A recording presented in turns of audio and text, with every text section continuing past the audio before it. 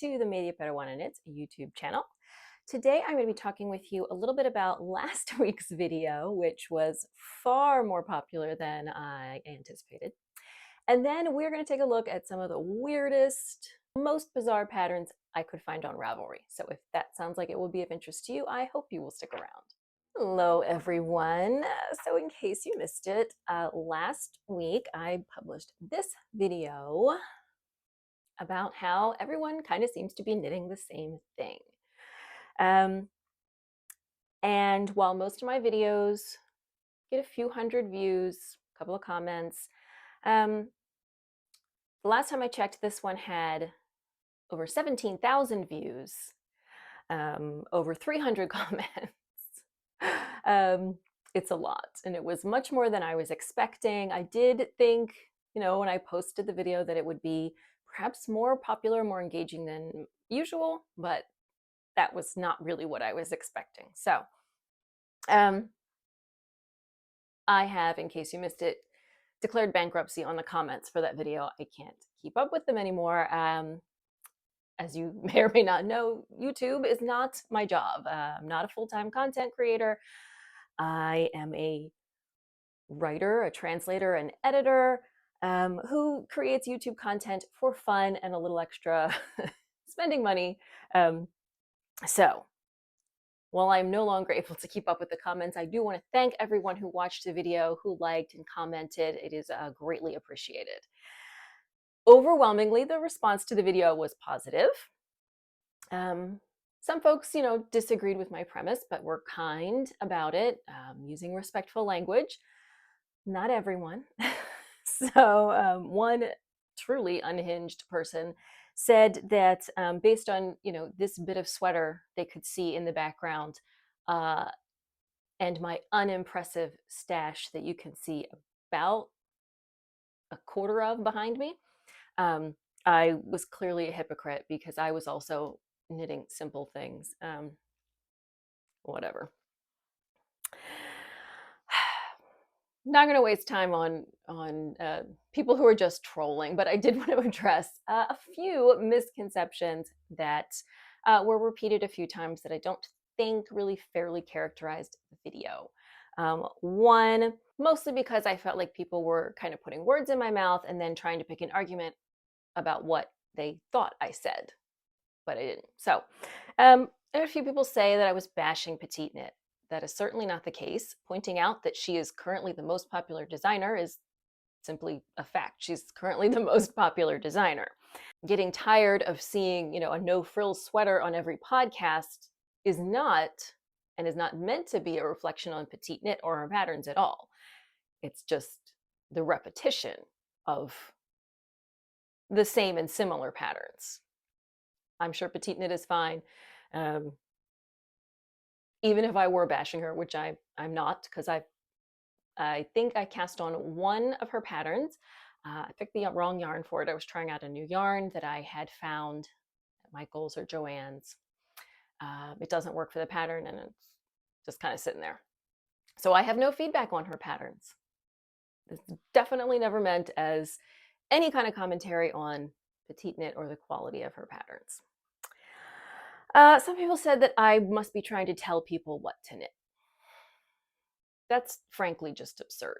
I was pretty clear that my issue was not with individual knitters. And for that reason, I didn't name any specific podcasters in my video because the issue is not about people knitting what they like. That's fine.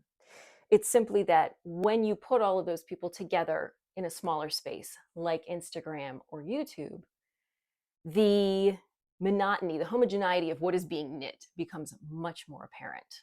And as a content consumer, becomes a little tedious. It is no longer interesting or inspiring to view when it's the same thing over and over again. But I'm definitely not telling anybody what they can or cannot knit. That would be ridiculous. Commenting on the human foibles of having a plethora of options, but still focusing on a tiny percentage of those options. A lot of people wanted to point out that I said I didn't like stripes, but I was wearing a striped shirt. That's fair. I was. So I believe that is one of two striped shirts that I own. Because occasionally I think, oh, maybe I do like stripes, and I buy a shirt and then I find out I'm wrong. Um, and it is also a shirt I usually wear under a pullover. But last week's video, I was wearing a cardigan, so you could see it. But the irony is not lost on me. And I may have thought about scrapping the entire video during editing and redoing it with a different shirt. I did not do that though. Who has time for that? When I pointed out, again, what I think is just a fact that overall the designs that are popular and more often being published right now are relatively simple, some people wanted to scold me about how hard designing is. I know. I have designed and published over 100 patterns, including this sweater that I'm wearing and this thing behind me that's, too simple. Reflecting on the simplicity or the popularity of simple patterns is not a commentary on the difficulty or lack of difficulty of designing those patterns. Even very simple patterns can be difficult to design and grade. One is not related to the other. I did see a few comments with people complaining about the price of patterns. That is not an argument that is ever going to get any traction here. Knitting patterns are not, by and large, overpriced. We're not going to have a discussion about that. You are entitled to your opinion. You're also entitled not to buy patterns that you think are too expensive. But overall, that's not going to fly here, just FYI.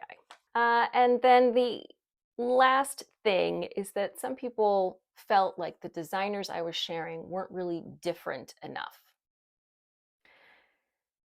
Now, all I had said in the description and the title was that I was going to share 10 underrated designers.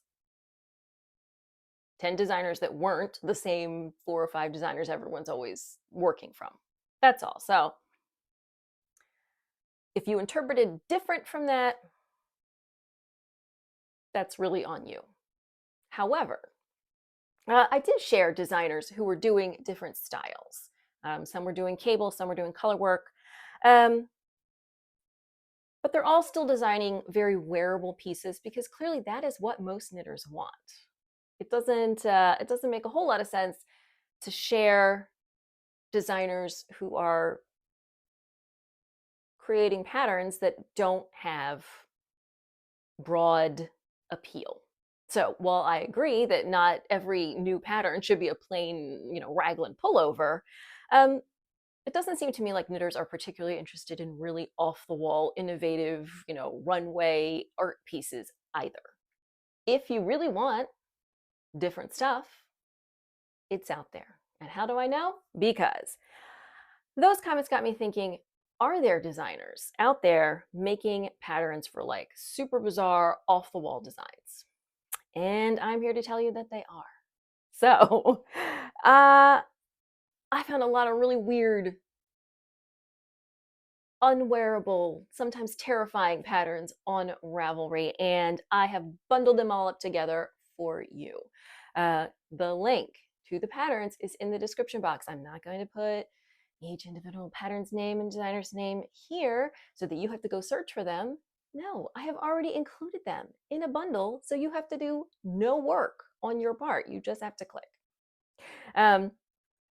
So all of the patterns I'm going to show you are in that bundle, plus some extra ones that are rather phallic in nature, and I'm not interested in getting demonetized.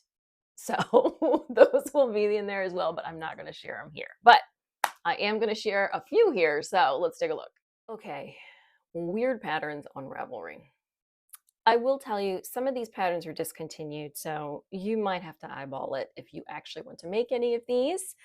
That is apparently not the case with this first one, though. This is Mr. Edless. Is this for Godfather cosplay? I don't know what this is for. It is utterly terrifying. Like it has like a spine, like a bone sticking out the back.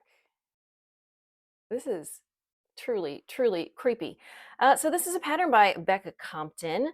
It was originally published in 2008. 8. It is knit in worsted weight yarn, and it is available for free on her website. Now, I did not actually click through to make sure it is there, but it is. So if you want to knit a terrifying decapitated horse head, you are in luck. I don't even know what to say about this.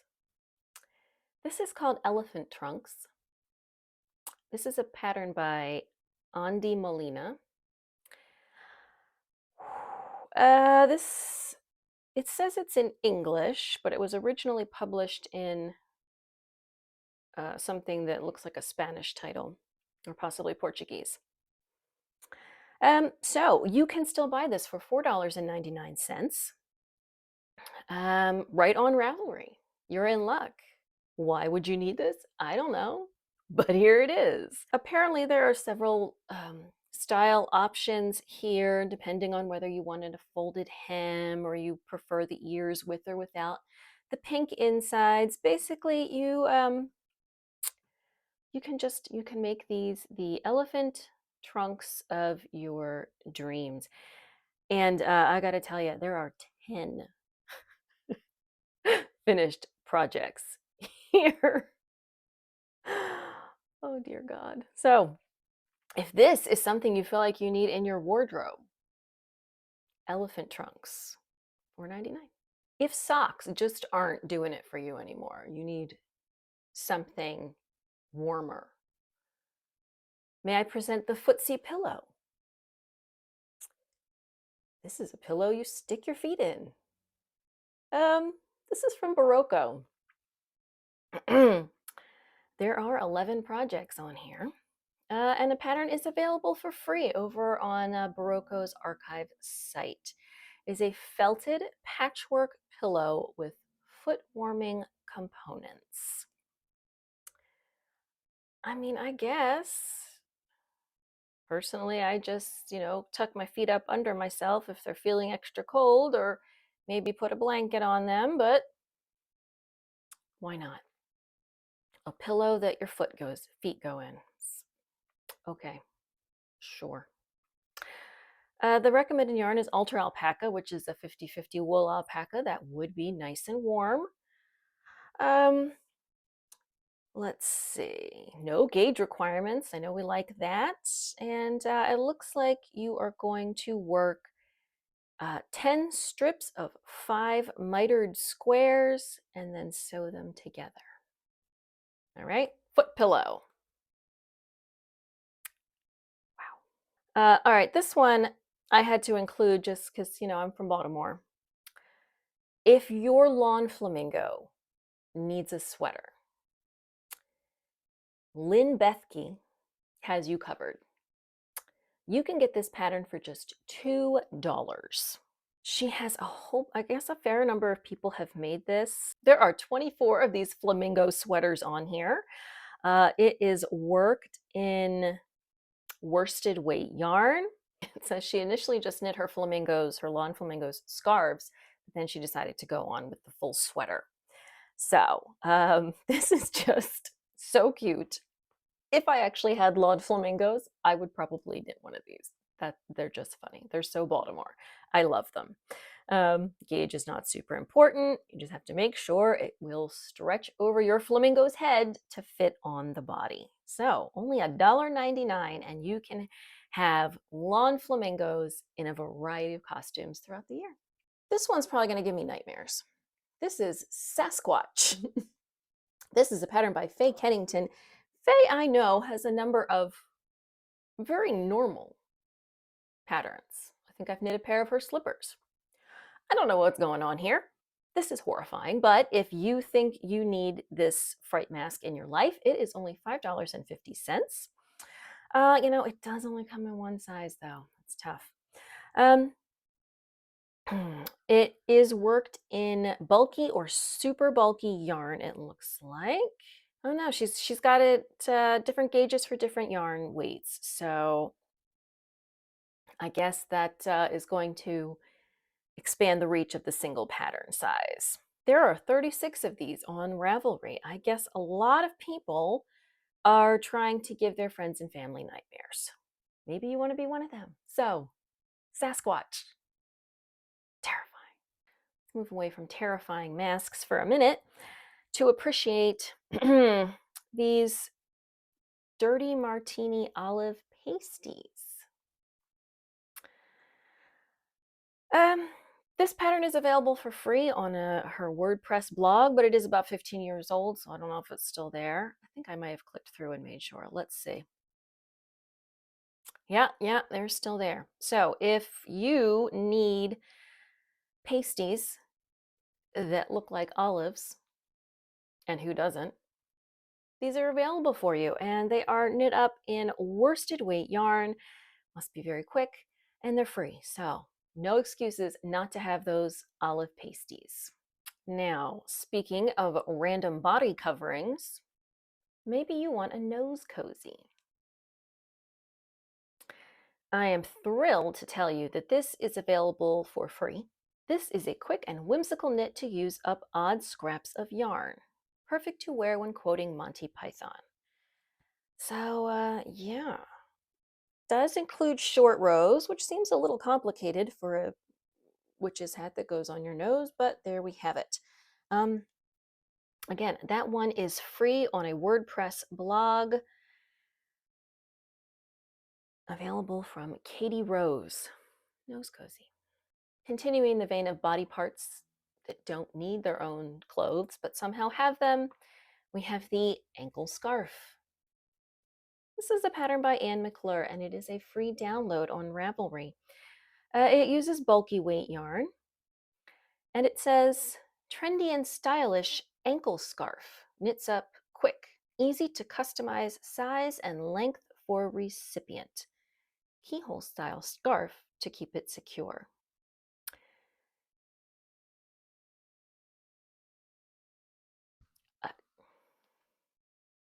I don't know. Maybe your ankles are cold, but you've got shorty socks on? I just don't know. But there you have it. Ankle scarf is available for you. Now, as I said, I am going to leave most of the more phallic designs in the bundle and not share them here, but this one is pretty cute. This is Stevie the Spermie, and he's a keychain. This is a pattern that's available for free on an old blog post. It says, my friend Steph and her hubby Steve are trying for their 8th child.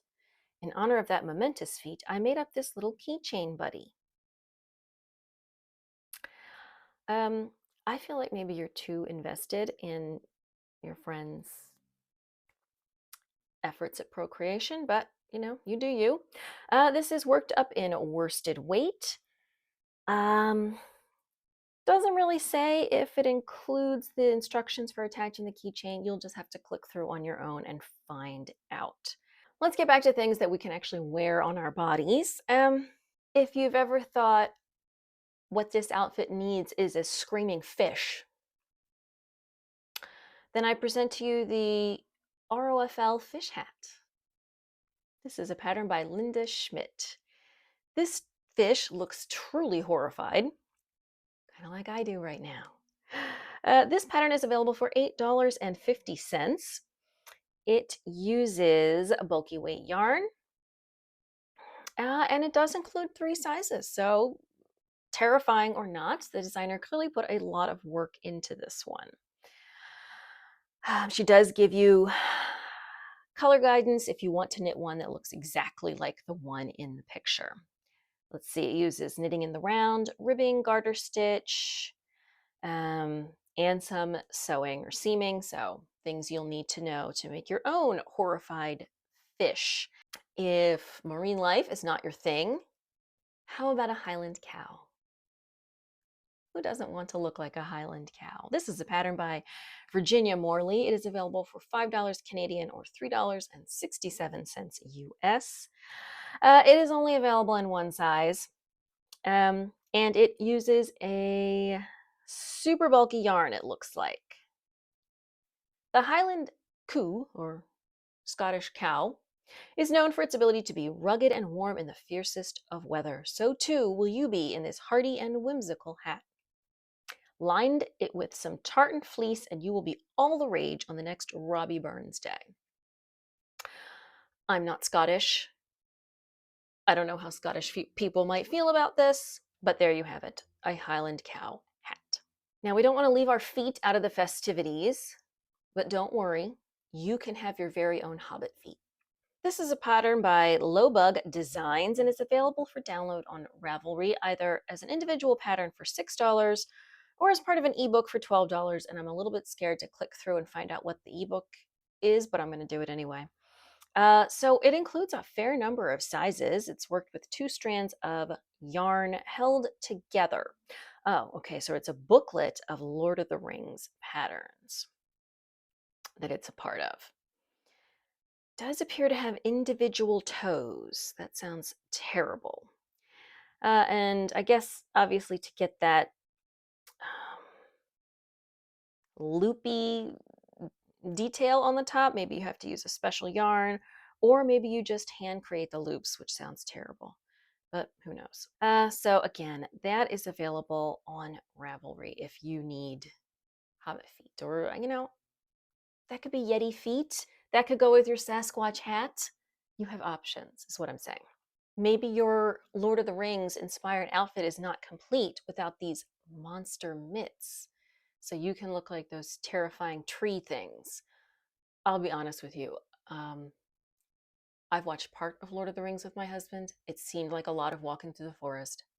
I don't remember a whole lot of it. And I have never read it. It is just, I guess, not my vibe. But I do know that there are those creepy monster tree things. Maybe that's what you want to be. So these are the Monster Mitts by Laura Murphy Lenzini, and they're available for $4 on Ravelry. They are knit with a bulky weight yarn, and it looks like she recommends a thick and thin, which is going to kind of give you that very textured fabric. Disclaimer, these are meant for costuming purposes only, and they're not good gloves and should not be worn as such. Appreciate that, otherwise I might have been confused. So if you need to add this to your Lord of the Rings ensemble, there you go, Monster Mitts. I don't know what this is. I don't, it says costume. I don't know what the costume is supposed to be. This is a pattern by Anya Horth. It says it's available for free on her blog. It's an arm knitting pattern. It is available in English and Danish. Again, I don't really know what it's supposed to be. Are you just supposed to look like a piece of knitting? But why would you be wearing yarn on your head? And why? I don't know. But it exists. So there you go. If this is the kind of crazy out there pattern you're looking for, this is a thing. It is knit in super bulky yarn. As I said, it is arm knitting. And please, if you knit this, you come right back here and show me some pictures. And then in the vein of, I don't know what this is, there's this. This is the Seasons of Mist scarf by Fran Lowe, which is available for $4.29 Great British pounds, or $5.62 US. I adore autumn, the last hurrah before cold weather sets in. All the plants and trees send out their fruits to keep the woodland alive. I just had to make a completely OTT scarf to wear on my walks. I don't know what OTT means. There are no pictures of anybody actually wearing this. I don't know how you would wear it. It doesn't even seem to be scarf shaped. There are no projects, perhaps unsurprisingly. If you've got a lot of DK weight yarn and this is your vibe, here you go. You can make this leaf, mushroom, berry, whatever it is. Again, that's a Seasons of Mist scarf. All right, I'm going to wrap things up here. As I said, there are a few more things in the bundle you should definitely check out. The last thing I'm going to share are 2 things that actually I think I would use, I would wear. The first, I'm pretty sure these were made for me. These are the bird mittens. As you can see, they are mittens with one particular finger. I would absolutely wear these. This is a pattern. It is available for $2. It only comes in one size, and they do look rather large. It says they came about because her husband saw something similar and on a video and wanted her to make a pair for his boss, not him, his boss, for Christmas. It is worked in Aran weight yarn. It is a men's size. You could probably, if you were dedicated to making yourself a pair, you could definitely maybe use a lighter yarn in lieu of trying to resize them with stitch counts. So if you know somebody that likes to give people the finger a lot, there you go, the bird mittens. And this last one I've included in here because this is absolutely gorgeous. And if I were younger and or in better shape, I might wear this, except it just seems like so much work. This is Trisha's Mini Basque Corselet. Corselet? And it's called Trisha's, but it's designed by somebody named Joan McGowan Michael. This is beautiful. I absolutely love this. This, generally speaking, though, is not the kind of thing that is going to be knit. So this is using I believe, a cotton yarn. Cotton yarn doesn't have a lot of memory. So I feel like ultimately this is going to stretch out and not have this very close fitting shape that it is clearly intended to have, although it does have ties and things to kind of pull it together. This is available for $9. So yes, it uses Fixation Solid, which is a cotton yarn, a DK weight from Cascade. Really, I mean, it's not, it is absolutely a beautiful piece. I just feel like it would not hold up well. Knit fabric, especially at this gauge, just isn't going to have the memory to retain this shape, but it's honestly very creative and clever and beautiful. Along this line, I saw a lot of knit panties on Ravelry, and a lot of them were made with wool, and I'm not going to get into that, but all right, so there you have it, a sampling of the most unhinged patterns I was able to find on Ravelry. If that is something that you are looking for, maybe you just want to be entertained. I will tell you the ways that I found them. I used some of the filtering on the side. Check off 3-dimensional. That's usually a good way to find kind of out there stuff. If you're going into the accessories or the garments, scroll down and choose other. So it's, if people can't find a regular category like sweater, cardigan, pullover, they have to call it other. There's usually a good reason for that. Another way was choosing all the patterns that are tagged NSFW. A lot of phallic things came through there, a lot of curse words. And the last way is just to kind of search your keywords: weird, absurd, bizarre, and you'll find some stuff. So there is some really crazy stuff out there. All right, that is all I have for you today. Thank you so much for joining me for this latest vlog. If you enjoyed it, I hope you will give it a thumbs up. Don't forget to subscribe. New videos here every Saturday. If you're looking for me on social media, you can find me on Instagram and Ravelry as Media Peruana, and I will see you soon in another video.